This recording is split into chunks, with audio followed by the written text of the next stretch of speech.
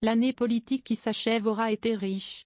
Pas moins de 4 premiers ministres se seront succédés à Matignon.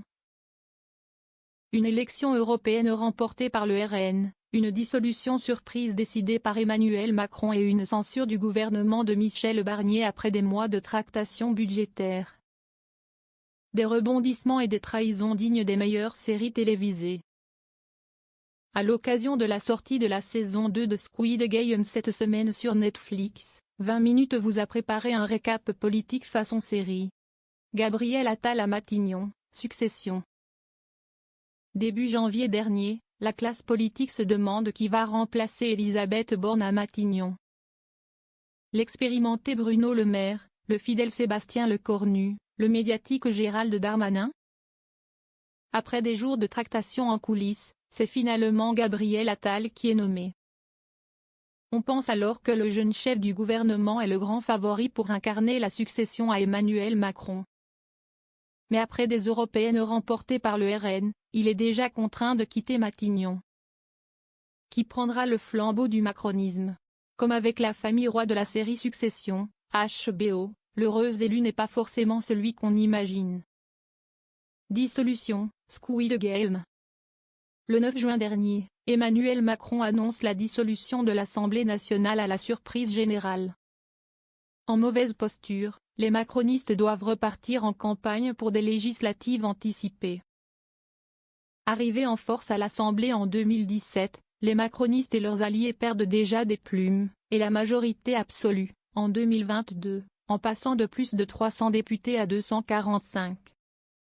En juillet, ils perdent encore environ 100 députés et toute possibilité de gouverner seuls. Un écrémage à chaque scrutin qui ressemble aux épreuves de la série Netflix Squid Game. Éric Ciotti dans son bureau, The Office. En pleine campagne législative, la droite se déchire. Éric Ciotti, le président des Républicains décide de s'allier avec le Rassemblement national et provoque une crise politique. Écarté par les cadres, l'élu de Nice décide de se retrancher au siège du parti. Les responsables LR veulent en déloger mais n'ont pas les clés.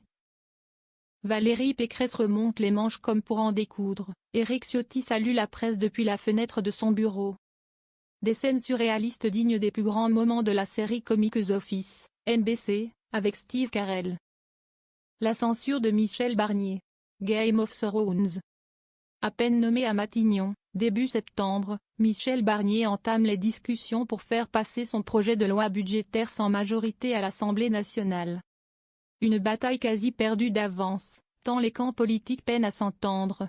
En décembre, il tente de sauver sa peau in extremis en lâchant plusieurs mesures au Rassemblement national. Mais dans un énième rebondissement, Marine Le Pen décide finalement de censurer son gouvernement en ajoutant ses voix à ceux des députés de gauche. Des négociations dans l'ombre, des trahisons, et un final inattendu digne de la plus machiavélique des séries, Game of Thrones de HBO. Gouvernement Bayrou, The Walking Dead. Après la censure de Michel Barnier, Emmanuel Macron décide de nommer François Bayrou à Matignon. Le maire de Pau choisit de rappeler au gouvernement des poids lourds macronistes, comme Gérald Darmanin et Elisabeth Borne, et d'anciennes figures du PS comme Manuel Valls pour composer son gouvernement.